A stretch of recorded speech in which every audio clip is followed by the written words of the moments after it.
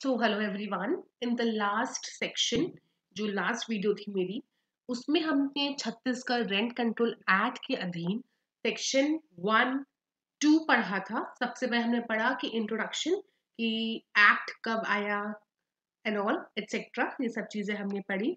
After that हमने क्या study किया कि प्रिएम्बल क्या बोलता है, एंड आफ्टर दैट हमने कुछ इंपॉर्टेंट डेफिनेशंस पढ़ी, जैसे कि landlord 2.5, टीनेंट 2.14, accommodation 2.1 and etcetera. Right, तो ये आपकी कुछ इंपॉर्टेंट डेफिनेशंस थी। अब हम कंटिन्यू करते हैं। आज की वीडियो हम सेक्शन 3, 4, 5, 6 पढ़ेंगे। क्लियर? आपकी जो छत्तीसगढ़ का रेंट कंट्रोल एक्ट है, ऑब्वियसली पहली चीज तो ये सब छत्तीसगढ़ पर ही अप्लाई करेगा। कौन से अकोमोडेशन पे अप्लाई करेगा? जो रेजिडेंशियल है या कमर्शियल है, बट नॉट एग्रीकल्चरल। ये हम कल कर चुके हैं। बट इसके कुछ और भी एक्सेप्शंस हैं, एग्जेम्पशंस हैं, जो कि सेक्शन 3 में गिवन है।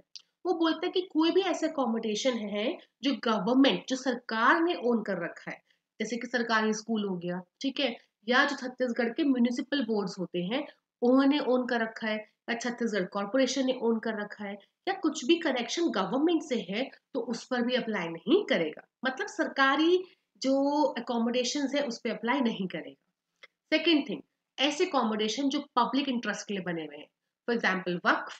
वक्फ कोई बोर्ड बना हुआ है, ठीक है, कोई ट्रस्ट बना हुआ है, गुरुद्वारा बना हुआ है, चैरिटेबल थिंग बनी है, एजुकेशन की कोई थिंग बनी है, तो उस पर भी छत्तीसगढ़ का रेंट कंट्रोल एक्ट अप्लाई नहीं करेगा। उसके लिए हमारे पास अलग से रूल्स है। दो एग्जाम्पशंस क्लियर है, तो साथ में ये डाल के आपको एग्रीकल्चर डाल देंगे, एक कोई और डाल देंगे। So you have to select कि किस पे अप्लाई करेगा और किस पर नहीं अप्लाई करेगा। मूविंग फर्दर, अब टेनेंसी एग्रीमेंट। टेनेंसी एग्रीमेंट के बारे में अगर हम देखें तो पहली चीज आपसे ये पूछ सकते हैं कि छत्तीसगढ़ रेंट कंट्रोल एक्ट किसको ओवरराइड करता है? It override section 107 of TPA, क्योंकि वो बोलता है कि अगर आप लीज बना रहे हो तो in certain cases it can be oral also और रिटन ऑल्सो। बट अगर आप छत्तीसगढ़ के अंडर आप लीज बना रहे हो, टेनेंसी एग्रीमेंट बना रहे हो, तो ये बोलता है that after the commencement of this act, माने 2012 जब ये एक्ट आया उसके बाद, ये एक्ट जो है सिर्फ और सिर्फ इसके अंडर अगर कोई भी आप टेनेंसी एग्रीमेंट बनाओगे, that has to be in the writing only, वो सिर्फ और सिर्फ लिखित में ही होना चाहिए। यदि कोई ऐसा टेनेंसी एग्रीमेंट पहले चल रहा था, जो पहले एग्रीमेंट बना था और वो राइटिंग में नहीं था, तो उसके लिए क्या प्रोसीजर है? वो 4 क्लॉज 2 में ये पूछते हैं, विच सेक्शन?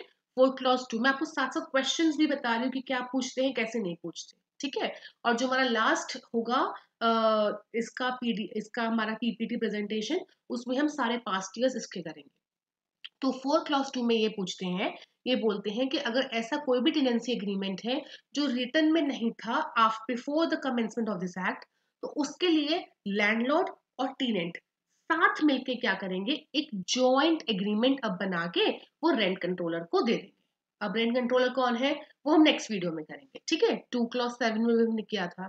तो वो एक रिटर्न में एक एग्रीमेंट बना के क्या करेंगे, रेंट कंट्रोलर को दे देंगे। लेकिन अगर दोनों जॉइंटली बना नहीं पा रहे हैं, फेल हो गए बनाने के लिए, they not able to make jointly, तो फिर वो अलग अलग हो सकता है। लैंडलॉर्ड टेनेंट से ना वाकिफ हो, या मतलब वाकिफ नहीं, मतलब जो लैंडलॉर्ड टेनेंट, जो टेनेंट बोल रहा है वो लैंडलॉर्ड ना माने, जो लैंडलॉर्ड बोल रहा है वो टेनेंट ना माने, मतलब दोनों की कंसेंट नहीं है, तो इन दैट केस दोनों क्या करेंगे, सेपरेटली रेंट कंट्रोलर को अपना एग्रीमेंट इन राइटिंग सबमिट कर देंगे। Clear? This is what clause 2 says. अब क्या फॉर्मेट होगा सबमिट करने का, वो तो इसके रूल्स में है, रूल्स हमें नहीं करने हैं। तो अगर क्वेश्चन आता भी है that the format of tenancy agreement is, अगर डिफरेंट डिफरेंट फॉर्मेट्स दे दे, एनेक्स्चर ए बी, या फिर प्रिस्क्राइब बाय द रूल्स, तो you have to tick on rules. Right, next section 5 बोलता है अब रेंट कितना होना चाहिए, है ना। रेंट उतना होना चाहिए जो दोनों पार्टीज ने अग्री किया है।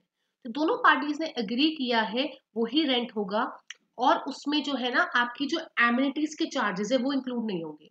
रेंट फॉर एग्जाम्पल हमने 10,000 रखा, तो दिस इज द रेंट। अब ये नहीं है कि 10,000 के रेंट में बिजली पानी एक्सेट्रा आएगा, नो, वो अलग से होगा। क्लियर? और रेंट कब तक पेबल होना चाहिए?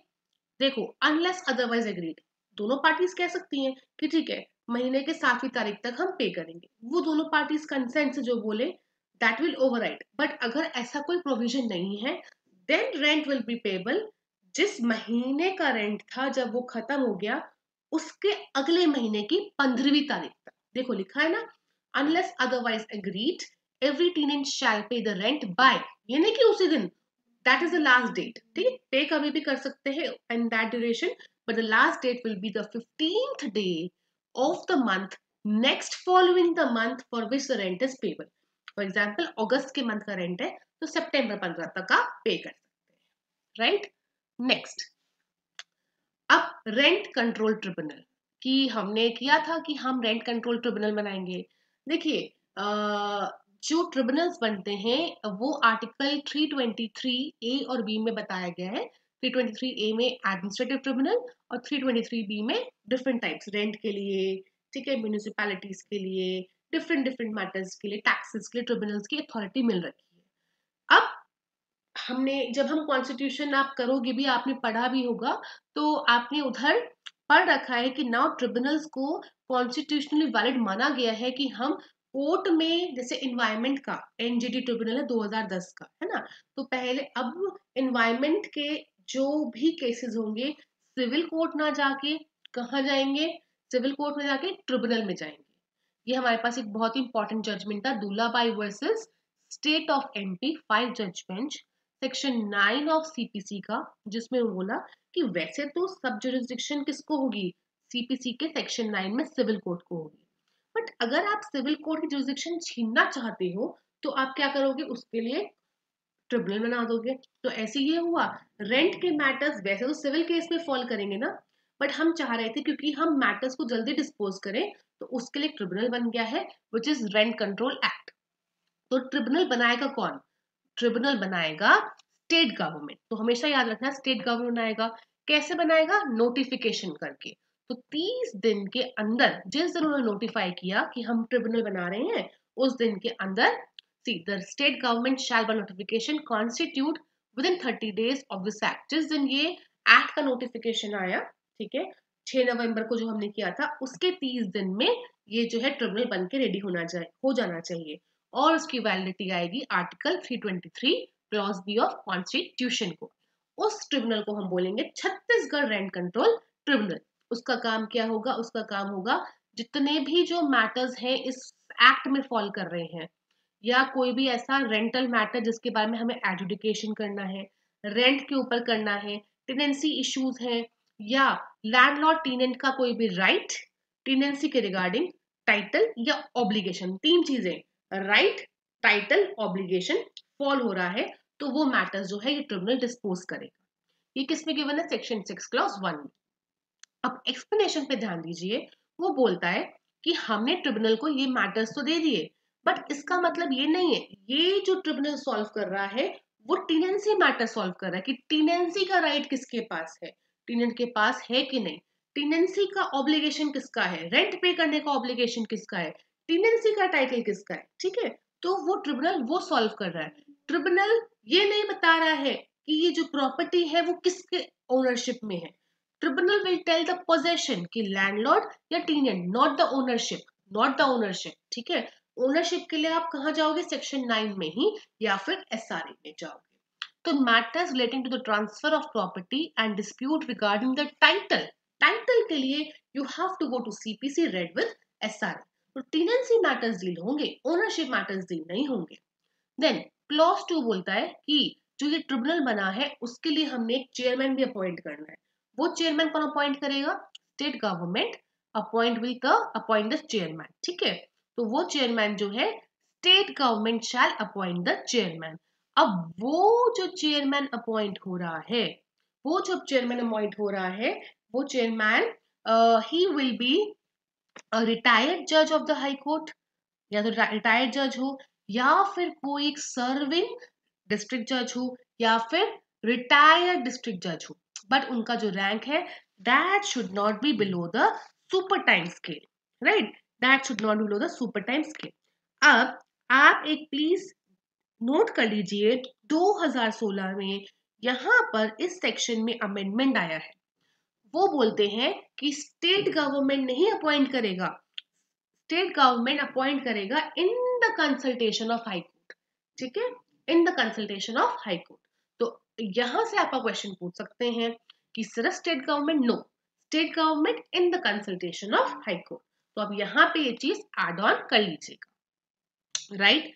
ऐसे ही क्लॉज 3 में अगर हम चलते हैं, क्लॉज 3 ये बोलता है दैट ट्रिब्यूनल के जो मेंबर्स होंगे उनकी जो क्वालिफिकेशंस होंगी वो क्वालिफिकेशंस वो होंगी जो स्टेट गवर्नमेंट बोलता है, right. The tribunal shall have such members with such qualifications, जो स्टेट गवर्नमेंट बोलता है। तो उन मेंबर्स की क्वालिफिकेशंस क्या होंगी, स्टेट गवर्नमेंट ने बोला। नेक्स्ट, एक रजिस्ट्रार भी होगा, तो जो रजिस्ट्रार होगा उसको कौन अपॉइंट करेगा, उसको स्टेट गवर्नमेंट विल अपॉइंट, और जो वो उन पोस्ट होगी that will not be below the civil जज क्लास 1, ठीक है। सिविल जज क्लास 1 के छोटा, क्लास 1 से छोटा पोस्ट का रजिस्ट्रार नहीं होना चाहिए, या वो हो सकता है एनीवन जो कि rank of deputy secretary state government के बराबर का, ठीक है, बराबर या उससे। तो डेप्यूटी सेक्रेटरी के नीचे नहीं हो सकता, या तो डेप्यूटी सेक्रेटरी या उससे ऊपर, या सिविल जज क्लास 1 ही या उससे ऊपर। तो कौन कौन रजिस्ट्रार हो सकता है, कौन कौन चेयरमैन हो सकता है, ये भी हमने इसमें किया। आगे चलते हैं, वो ये बोलता है क्लॉज 5 इसके बारे में क्या बोलता है। देखिए, अगर आप देखेंगे ना, ये जो सारे एक्ट, ये जो सारे प्रोविजंस है 5, 6, 7 जो मैंने आपको भी यहाँ पे लिखे हैं, ये पुराना वाला पोर्शन भी है इसमें, राइट। अब ये क्या है, 2016 के बाद इसमें कुछ पोर्शन जो है रिपील हो गया है, तो आपको जो है न्यू पढ़ना है। तो क्लॉज 2 में एक चीज जो पोर्शन है जो ऐड हुआ था, state government with the consultation of high court, सिर्फ स्टेट गवर्नमेंट ने।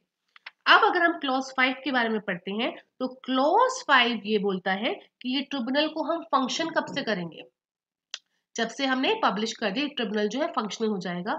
अब ट्रिब्यूनल जब फंक्शनल हो गया है तो केसेस सिविल कोर्ट में नहीं जाएंगे, क्लियर। अब कहाँ जाएंगे, ट्रिब्यूनल में, और ट्रिब्यूनल से अपील में हाई कोर्ट में, देन सुप्रीम कोर्ट। तो जो फंक्शन है सिविल कोर्ट का सस्पेंड हुआ है, ना कि हाई कोर्ट और सुप्रीम कोर्ट, ठीक है। तो supreme court under article 136 still has the power, and high court under article 226 and 227 still has the power, right. अब क्लॉज 6 की अगर हम बात करते हैं, तो वो बोलता है कि हेडक्वार्टर कहाँ पे है, हेडक्वार्टर रायपुर में, और अगर स्टेट गवर्नमेंट चाहे तो और जगह पर भी इसके ब्रांचेस बना सकते हैं ट्रिब्यूनल की। फिलहाल के लिए हेडक्वार्टर इज रायपुर ओनली।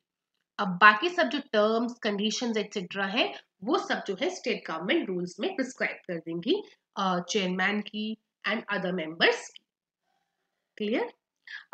ये आपका सेकेंड पार्ट था। नाउ थर्ड पार्ट में हम इसके आगे के सेक्शंस के बारे में डील करेंगे। कोई भी इश्यू हो, कोई भी प्रॉब्लम हो, आप कमेंट बॉक्स में पूछ सकते हैं। थैंक यू सो मच, और प्लीज कमेंट बॉक्स में बताइएगा कि आप कौन सा नेक्स्ट छत्तीसगढ़ का एक्ट चाहते हैं करना।